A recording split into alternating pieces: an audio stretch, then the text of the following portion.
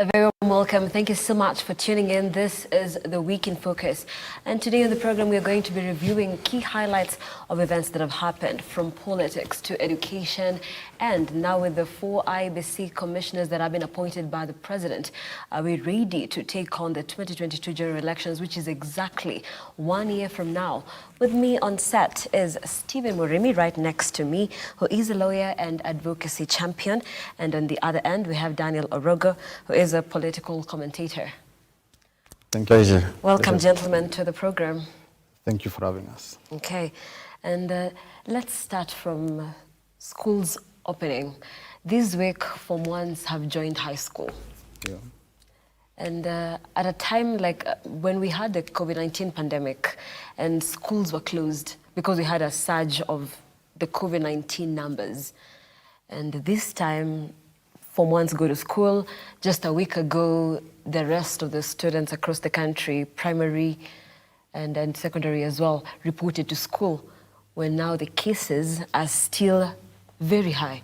So what do you make of this, Stephen? Firstly, I would start by saying that education is an important and an integral part of any economy, the growth of any economy. And with current surge in COVID cases, my opinion is that we shouldn't have allowed schools or our kids to go back to school without a clear plan on how they are going to be managed. Because remember that if these kids go back to school today, we are at risk. They're coming from outside. So they are at risk of infecting the other kids who are in school. So I believe that the government should have set in place good measures. I've not seen any myself. Good measures to ensure that these cases, at least when these kids come back to school, they are safe, because their safety is important. As much as education is important, then we must ensure that our kids are safe. Mm-hmm. Yes. So, Orogo, when you talk about the infrastructure ready because of the COVID-19, so that has to be the distancing. Do you think that has been implemented? Well, I think like my colleague has just mentioned, we as a country value health and lives of above board, and it could be imperative, first of all, to consider that, while education also forms a component, but also lives are very key. So the schooling institution should not be sacrosanct when it comes to the consideration of how to save lives, and especially lives of young ones that are vulnerable of these virus. So for me, I look at it in terms of one, the infrastructural layout, seems to be inadequate, but even the ultimate plan on itself. The proponents of, the pro-education, of pro-safety and pro-life are arguing that, part of last year, most part of the curriculum was distorted, was brought to alter halt when, all schools were closed. And that means that curriculum was disrupted, that needs to be, to be fast-tracked. So I believe that there is a way in which the same could have been met, but then the lives of the young ones and the students and the pupils would really be safeguarded, because I think our education, our school institutions are one of the centers where any reported case would degenerate into a very serious spike. Mm-hmm. So I am of the opinion that even as we are witnessing the case of the Delta virus that is also escalating right now as a country. And affecting younger people now even more. Yeah, and our positivity rate is hitting another, it's really skyrocketing. The worry is that the health experts are even warning that, these kind of virus mutates and spreads so rapidly compared to the other two. So we are, I don't know how many waves do we have to prepare for before we really see that, we need to, we are actually matching up with the infection, we are really reducing it. But the thing is, in the backdrop of a very lethal virus, we have exposed, the young ones to these with safeguards that are not guaranteed, for life, and to safeguard, their safety as well. Mm-hmm. Okay, and we've seen countries like Rwanda, they constructed schools just before students go back to school. And not much has really taken place in the country as of right now. We've seen so many schools converting dining halls to dormitories, libraries to dormitories. So what could be the issue? For me, I believe that as a country, we have an issue with governance and how we do our things, which is really, really, really sad, according to me.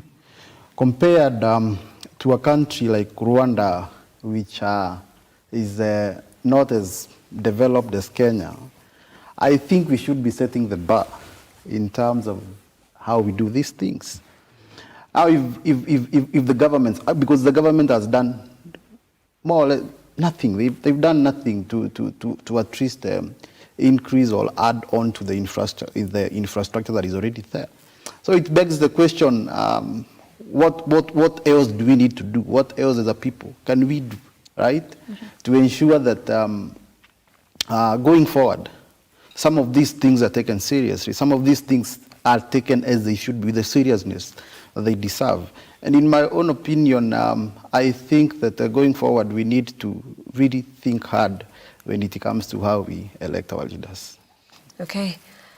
Yeah, I agree. Sometimes we do a lot of comparative analysis, with countries that are not really, matching up to our GDP or have the same population spread as ours.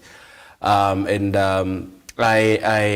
also be alive to the fact that, of course, we are within the League of Nations, and the Great Lakes region, like Kenya, really needs to draw a lot of lessons. But I think when we are comparing these lessons, it's also important to know that our population is quite high and our GDP is not really is above these countries. But that be said, I agree with you that it was important to. We are still coming back to preparation. We are still coming back to infrastructure. This also goes not only, in terms of trying to spread, conversion of our, of dinings and all other institutions to places of, trying to resettle.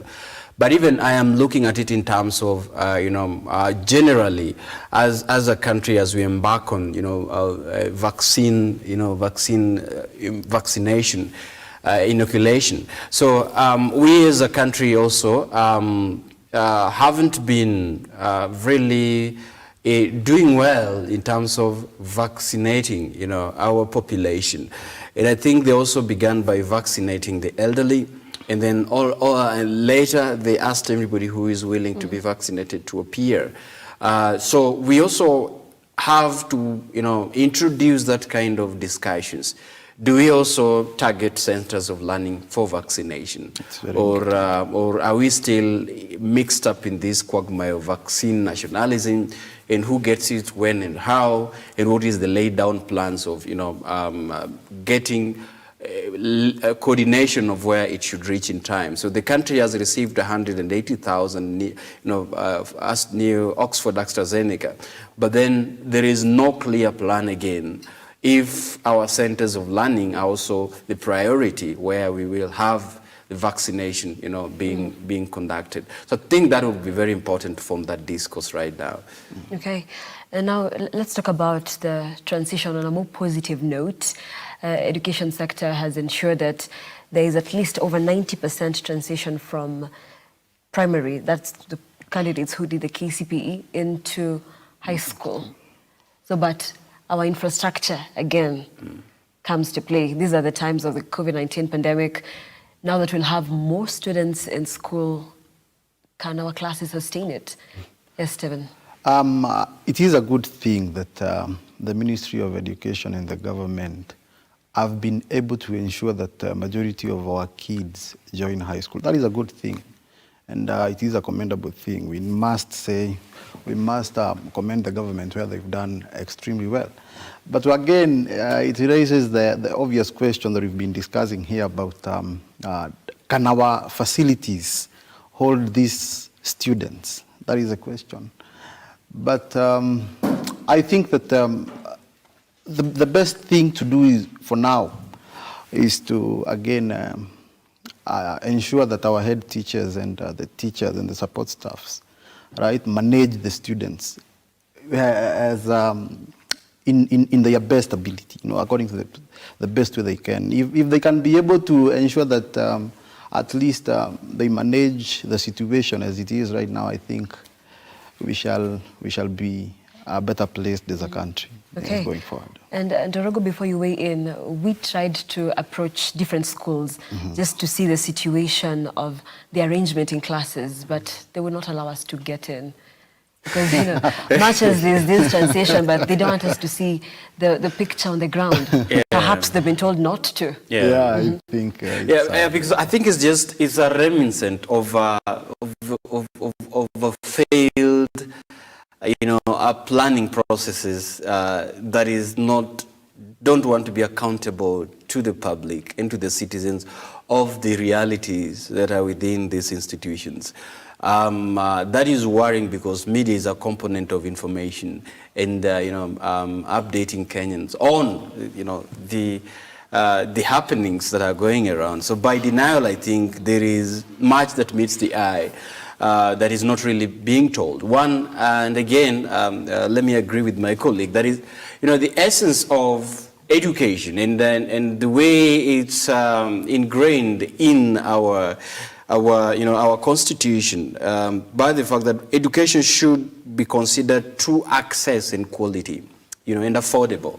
So those are the foundations of education. If it's not accessible, is not affordable, is not of quality, then it doesn't meet the criteria of a standardized education.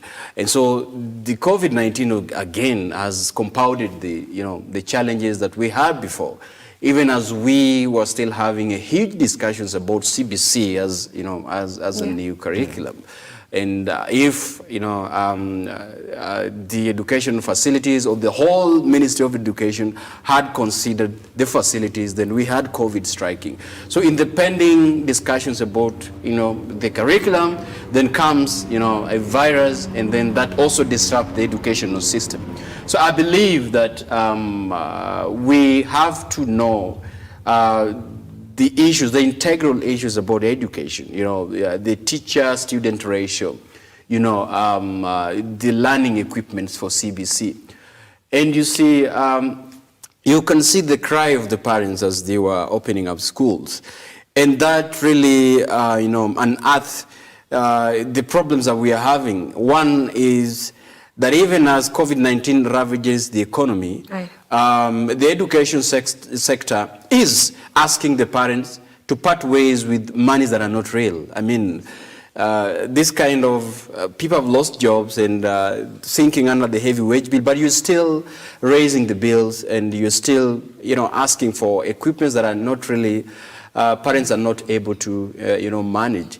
100% transition is an issue, again, of preparedness, of the plan, and of if the facilities are able to, to accommodate. Lastly, you've seen the circular within universities. Again, rising fees, and that is exacerbating the problems that the citizens are having, but much more, making education in this country one of the expensive. And if you do that, then you are also making it to be one of the things that it's of unequal, because areas that are, affected by extreme poverty and marginalization, people that are coming from those regions would be left aside because education is no longer affordable.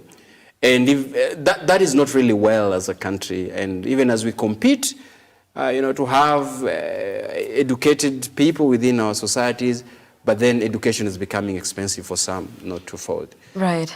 So, and could we say this is then maybe a catch-22 for the government, because we are supposed to normalize the school calendar by 2023. Yes. But at the same time, then when students are in school, they need facilities, they need the books, a few resources. So we normalize, but then there's very little breaks for parents to actually gather money and take the kids back to school, say in less than 2 weeks, in less than a week. So it's a bit of an impossible situation. Actually, to weigh in on what my fellow panelists has said or has alluded to, I would like to state categorically clear that the question of quality education and affordable education cannot be avoided, or rather cannot be avoided. In our constitution, education is part of what we call the socio-economic rights, right? Education is very important, affordable education for that matter. So it is a concern, it is a genuine concern, as my colleague has said, that if, as a government, we cannot ensure that our people access education, right, equitably, then we have a problem. Mm-hmm. We have a problem. Mm. One of the key issues that the next government must address is accessibility to education, right? Mm-hmm. Across board. It doesn't matter whether you come from Kiambu or you come from Baringo. The question of access to education must be thoroughly discussed. And looking back, we had the promise of laptops for young pupils in school. And so all these, we call them failed promises in our education system. What progress are we making? Well, he talked about, it's a reminiscent of, siasa mbaya, maisha mbaya, like that, the rallying call. It boils down to the choices that we make as a country and the consequences that we pay for the choices we make. It's a government that in 2013, 2017, one of their riding theme was that, we, as Jubilee government, would want to have equitable, education. And besides failed project and failed, improvement in the education, there is also, the issue about connecting these schools to the last mile electricity. Some of them, are really, they have to close, end the day school activities very early when it's when dark begins to fall. But the government say that as we, get to the connection, it is important even to get those laptops to where electricity, electricity was affordable. So I think largely it shows that the government again didn't so much focus on lost track infrastructuring education, but one of the critiques that I always have with the Jubilee government is, when there's a conversion from 2013 agenda to 2017, you realize that the Big Four agenda, there was no exclusive mention of education. Mm-hmm. Really, and education was just fixed within one of the four agendas, for the Jubilee government post-2017. I think that was where our education expatriates, again, really failed to poke holes into the Big Four agenda and make education as one of the strongest pillars of the government by then. Virtual education, but again, I think COVID-19 has also tested our ability to, to mutate and to design how then would we adapt to the changes. I don't know whether virtual tuition was successful because the government again pioneered it with one of the stations. I don't know how successful it was, but the whole thing is once we don't give priority to education as a pillar of building our economy, then we begin to suffer the pitfalls that we are having right now. Okay, and I want us to talk about. Now move on to something else, to the IEBC commissioners that were appointed by the president Thursday evening. And before that, I understand we do have to take a break, but we'll be back right after this break. We're talking matters, all the events that have happened this week, key highlights of the events from education to politics, and the IEBC commissioners were appointed by the president. Don't go too far.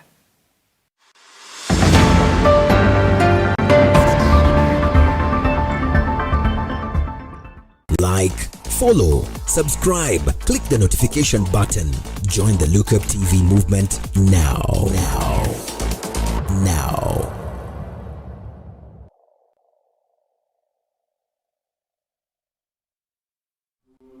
Welcome to Look Up Guest House, Retreat and Prayer Center. When you first come in, we will be happy to receive you at our reception, then proceed to our cozy and well-equipped accommodation facilities.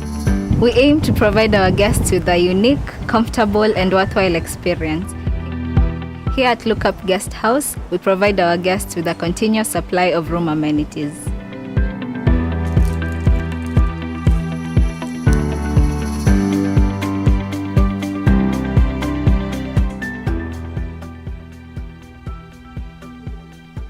A cool environment for all your retreat activities.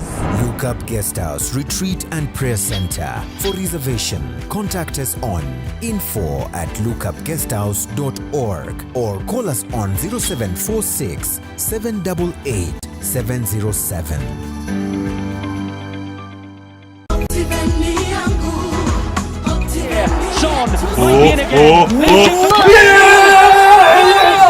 You guys have to tweet about this. What phone is this? Hey, looks good. How much is it? You haven't heard of the Optiven offer? No. I must exclusive invest too. Optiven has this amazing offer. If you make a commitment of 900k in any of their value-added projects, you get rewarded with a cool smartphone, bro.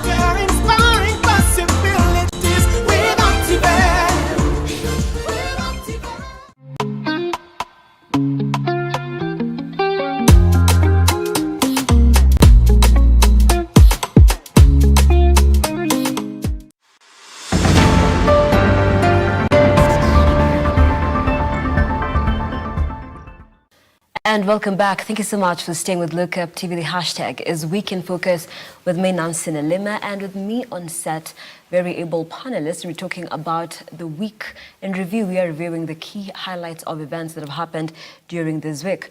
Right next to me is Stephen Murimi, who is a lawyer, advocacy champion, and Daniel Erogo, who is a political commentator. Welcome once more. Thank you. And let's continue. Now, let's talk about IEBC. So the president appointed 4 commissioners who are going to be vetted, of course, by the parliament. And what do we think of that, Daniel? Well, The president's choice?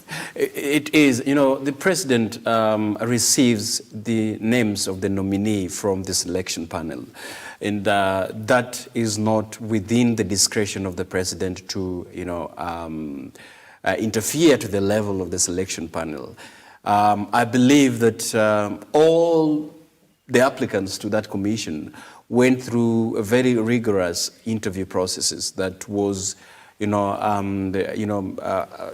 given to us as a public through our media. Then we were participating as citizens on who should form and fill the void of the commissioners that left IEBC. Paul Kurgat, Margaret Mwachanya, Conin Kotha, and the rest, I think, had to be, their places had to be filled. Mm-hmm. On the other side, I'm very hopeful that the constitutional provisions really, that provides for the functioning of electoral management body, IEBC in question, really very clear in terms of the specific roles that the commissioners play. I am hopeful that, one, in the selection, that there was no upper hand perceived, that there was an interference with the final list that find their way to the president for appointment and to the parliamentary for approvals, Secondly, it is my hope that IEBC, in the performing of their functions, and I think is a year to the election, would really strike the semblance of independent commission, independent electoral management commission. That is a catchy word. Because they're independent body. Yeah, it should be. It's one of the commissions that are and should be independent, because we have seen the consequences of having a commission that is interfered with. We've barred the consequences in 2007. We've barred the consequences in 2013 and 2017 post-election. So it is my hope that the 4 commissioners are coming fresh, and throughout the interview process, they prove to the country that they are qualified and have got what it takes. But more important is that they embody the value of service, and they are meeting the chapter 6 of the Constitution that is very important for delivery of free, fair, credible, and transparent election, as we see here. Okay. And the only thing that was stopping us, Stephen, is the IBC was, it had gaps. Yeah, now it's fully it was constituted and yeah. Full to capacity. So pending, of course, the vetting, Yeah. which is likely to be approved by the JLAC committee. Yeah. So then would you say that as a country, we are set for 2022 general elections? I would first start by congratulating the committee, the select committee, that took time to interview the candidates, the 4 commissioners that we have, that have been appointed by the president, awaiting the vetting by the JLAC committee in the National Assembly. And now coming back to onto your question on whether we are ready or not for the 2022 general election, I believe that we are ready as a country to go to the elections next year. But I must undernote one thing that is quite integral, and my colleague has just touched on it, the question of accountability and the question of independence. Elections is not about vote casting. It is more than that. It is about independence. It is about accountability. It is about giving the people what they want, the kind of leaders they want. And previously, we've had instances, we've had occasions whereby the independence of these commissions are interfered with. So my clarion call to the 4 commissioners who are coming in is that they should ensure the independence of the IEBC is not interfered with. Okay. Because if it is interfered with, then we cannot assure the public that we will have a credible election come 2022. And judging by how the by-elections went, we still had Kiambaa and Rurio. There are so many by-elections that we've had this year, and the allegations, the elections are marred with still corruption and, of course, stolen votes, rigging. So is this what we're likely to see come next year, exactly 1 year from now? As the situation is, unless some laws are put into measures, then I think it's that what we saw is a reflection, is just warming up to 2022 elections. Allow me to note these with some substance that. First of all, it is very intriguing that the commissioners are now assuming, or will finally assume, their process when we have a pending judgment for BBI, just within this month. You saw in the application, to the Supreme Court, those who appealed in the appellate court said that IBC was a factor of the High Court ruling. And one, they ruled that IBC, as currently constituted, are not able to carry out Conduct a referendum. Yes. Why? Because they were falling short of the commissioners. But right now, the commissioners are felt, I don't know whether it's mysterious, I don't know whether it's timely, but they have now the commissioners. Yeah. And therefore, I foresee a situation where, even as time do not allow, should the High Court rule, the Court of Appeal, somebody somewhere, I believe, is trying to, maybe communicates to that ruling that on IBC, you might not rule about the commission and IBC because already, the positions are felt, Secondly, we are staring to a situation where, one, the National Assembly must give us a referendum law, because then there is no referendum law. What we are having, conducting a referendum, even the past one in 2005, was using the IBC Act. We do not have a referendum law as we speak, and I think Wakili can attest to that. And in the Elections Act, sorry. This is something that is interesting, and I keep on saying that nothing happens in this for just like a coincidence. In politics, there is no coincidence. I mean, everything is well planned in advance. And lastly, on IBC, the point is that we do not have an election finance act to finance bill. I mean, right now it's just a bill. I don't know whether it was. There is an act actually in 2014 that is not really updated. So what happens is that we are facing an election, and Kenyan election has been termed as one of the most expensive in the globe, because we lack an election financing, a guideline to how far one should spend in the elections. And therefore, this has created, a Pandora's box in terms of how then would we regulate expenditure in the elections. Why? Because young people who are vying for political seats, who do not have a financial muscle, cannot really match up to the incumbents who are having, all these, and the controllers of the party.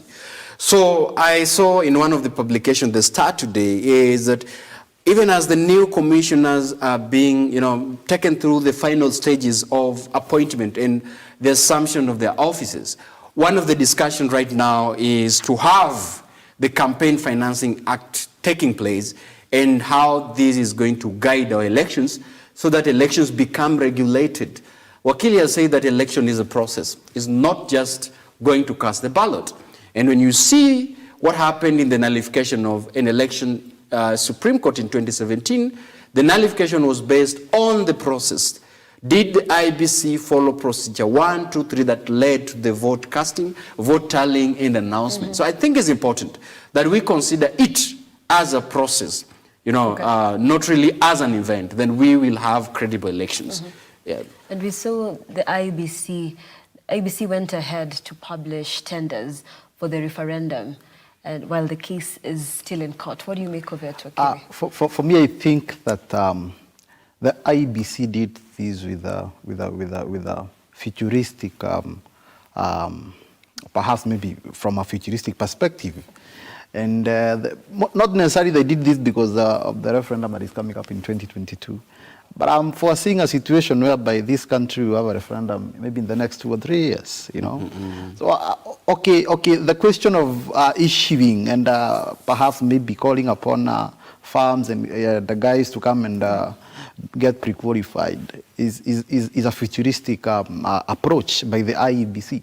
So I don't necessarily think that they did that because of before elections. I don't think that will happen. That will not happen. It is not possible. It is not possible right now to have a referendum before elections. Could we have a referendum and by the way, if we had a referendum before the elections, then majority of the issues that we'll be voting for in the referendum cannot take effect. Yes, subject to Article 87 of the Kenyan Constitution, especially the question of the boundaries. If we had a referendum and the people say that yes, we need to increase our constituencies, then those constituencies cannot take effect because the election, the Article 87 states very clearly that it must be done 1 year to the election. Before the elections. Yes. Well, I agree, but also to some extent I take detour for the effect that, we might not have a referendum, and so I agree that the election stipulates that 1 year to the election is not impossible to have it in between because of the logistics it presents, but also the preparation it comes with, given the fact that the country is also preparing for a general election. But what I see happening is that sections of that BBI bill would be implemented through the Assembly. That is possible. Yeah, I see that taking place, especially some, articles that are within, the Amendment Bill 2020. So the plan is to prepare on both sides. You've seen the leader of opposition, I mean, the former premier saying that if referendum fails, then there is a plan B about it. So I think the upbeat is the fact that then how would some of the proposals be taken through the, the parliament and not necessarily through the popular, version of it and ultimately the referendum. But then the question is, which I still struggle with, what was the cause for the referendum? If it was parliamentary, or if it was popular version of it, because in all the stages, there is a procedure in that when you take through a bill through a popular version of it, then there is the parliament is limited to doing some things about it, to amending some sections about it. So I think this confusion about, is it a popular version? Then if it's a popular version, why is the parliament, and parliament I mean the National Assembly and the Senate, still finding, some latitude to poke holes in a version that is taken through a popular, amendment. So I think that confusion that really needs to be clarified, because I see a situation of legal battles still coming to take place when the proponents of BBI misses the processes that are really stipulated in the constitution of how the amendment be. But finally, since we are talking about IEBC, I still go back to what I said before, that the electoral management body that we have, is a precursor to determine whether we are having credible elections or we are having an election that is ending in turmoil and conflicts and violence in this country. To these, I still mean that even when you saw the resignation of the commissioners, and it's so unfortunate that one of the commissioners really resigned on her way to duty in international duties, citing cases of insecurity. And that is very, very unfortunate if we are going to still have this script within the corridors of IEBC still being played in this election that is coming. Because I foresee a situation where we are really going to have a very, a very vicious elections that is on 2022, with the narratives that are now being crafted and with the precursors of the by-elections that we have had, then it actually points a direction where we are going to really have a vicious elections. And since our elections is do and die, you will really realize that we might be preparing for conflict if IEBC do not really strike a semblance of free, fair, and independent. Okay. And now, can I weigh in on that issue quite briefly? Yeah? And I would want maybe to say something about that. You see, the IEBC has a mandate to ensure that we have what we call electoral justice, that electoral justice prevails at the end of the day. And if you're very keen to observe our history, and read our history, you will notice that a very simple thing, there is a very simple thing that affects our elections, right? Because the losing candidate cannot, the IEBC, the electoral body cannot prove beyond reasonable doubt that the loser has lost the election in a fair and a credible manner.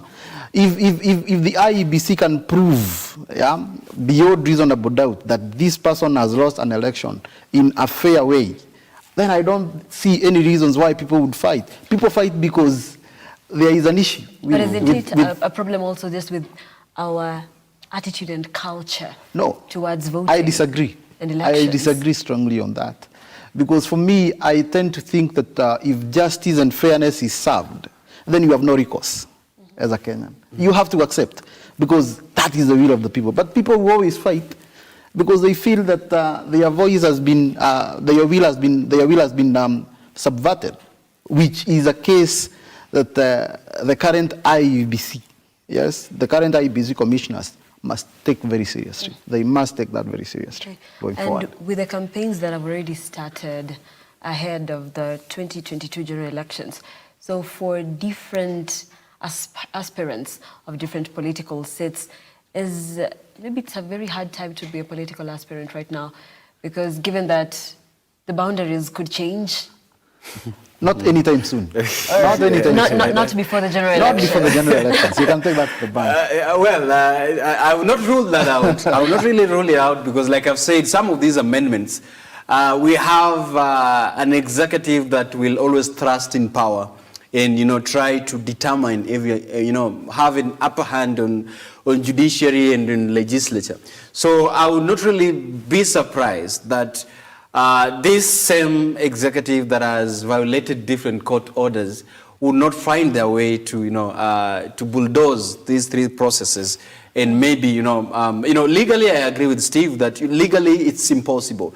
But, we have an executive that want to be politically correct. So that I think that we might be surprised how this can be bulldozed, through the throats of these, institutions to make it happen, the time that they want. But also, again, this is what I still insist on, that the citizens, the mindset of the voters is one interesting area that needs a lot of research, for us to determine what really happens to the mindset of Kenyans when we are approaching the ballot. Because we are having electorates that would, within a span of 4 years, would really cry about the consequences of the choices that they make. They lament through, we have, the book of lamentation. People would lament through the kind of leadership that we elected and blame themselves, and wail. But, a few months to that elections, the same decisions are made again to the ballot. And therefore, we are always having a cycle of lamentation, a cycle of being presented with a choice to make to have change, but people make the same mistakes again. So I believe that even as we, interrogate the performance of the elected, some of us here will be running for positions, but the moment we are going to be elected, we are a representation of the people who elected us. We are not coming from Mars. We are coming from a society of people that, elected us and has confidence on us. And therefore, if voters are lamenting about the choices of electing people like us, then the question is then how far are they taking responsibility for the choices they are making? On the flip side, again, the admission of Vifaranga via computer. I mean, we're alive to the fact that sometimes the electorates will make choices and then there is little room for redress. There is, look, this I can tell you. Within the Constitution, the two limits, the two terms, 2013, 2017, then 2017 until now, which of the political leaders have been recalled? We are having a recall clause in the Constitution. The Constitution also made it difficult for the processes of recalling an elected leader. So even as much as voters would want to recall their choices, but that process is equally rigorous and is equally, tedious for the voters to do. Okay. So, and we really have to wind up, but I'll just let you gentlemen weigh in on Ruto going into Uganda. For the me, PG meeting that and the was PG meeting that had happened on yesterday. Thursday, yes. For me, I think that it was bad. It was wrong to bar the deputy president who was leaving the country on a private mission to a neighboring country, Uganda. One of the reasons why I assert that position is because, number one, the office of the deputy president is a constitutional office. And we must have a culture in this country whereby we will have to respect constitutional offices. And I repeat something that he said, which I totally agree with. I don't agree with the DP on everything, but on this one I agreed with him. That you may not like him as a person, but you have a duty to respect that office as it was put there by the people, Okay. right? Because that is a constitutional office. It is not. It does not depend on any other person. It does not depend on the president's function. It is a constitutional office. Okay. Number two, on the question of the PG. Very briefly. On the question of the PG, I think the DP, again, is trying to show these people that though you are trying to fight me, I still have some control within the country. Yeah, and he's trying to send a message that is very strong, that you people continue fighting me, but very soon you might be very surprised that I'm the next guy who is taking over the government. I think Yes, that was the Orogo, message. did he go against protocol? Yeah, I think you also need to understand, because we started late, and this is a very important matter here. The office of the deputy president, like Wakili has talked about, that is a constitutional office. He is not a nominee. Yeah. He was elected as a ticket, and that is the presidency's office. But I have reservations for what happened. One, I believe that sometimes when the William Ruto's axis, people like Senator Murkomen make very funny statements about the deputy president is no longer deputy president, for 4 years. He can only account for 4 years he was there. Then what you are communicating to the rest is that the deputy president should be treated as a normal citizen, because in your admission, you're admitting that he's no longer in the government.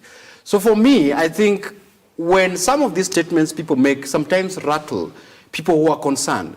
And I believe that the predicaments that was there on Monday was basically informed by the fact that, one, the protocol hitch is politically motivated. That I can say. Again, I can add that is politically motivated and is geared towards relaying an information that you see, even in your office, there are more that you can do. There are more that can be done for you. And I predict, if they're not careful, the government might issue a circular asking him to evacuate, his residence. I really fear, because this communication, this communication right now, and how things are escalating very fast, and how there is a lot of political back and forth.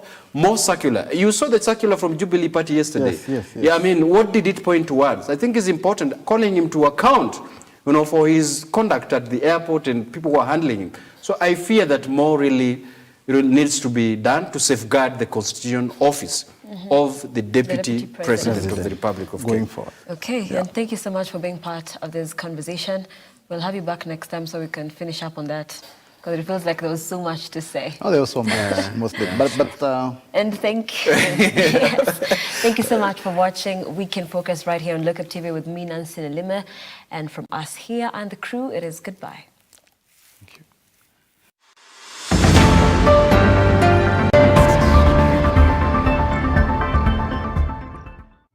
We value your feedback and welcome your complaints about our programming and operations.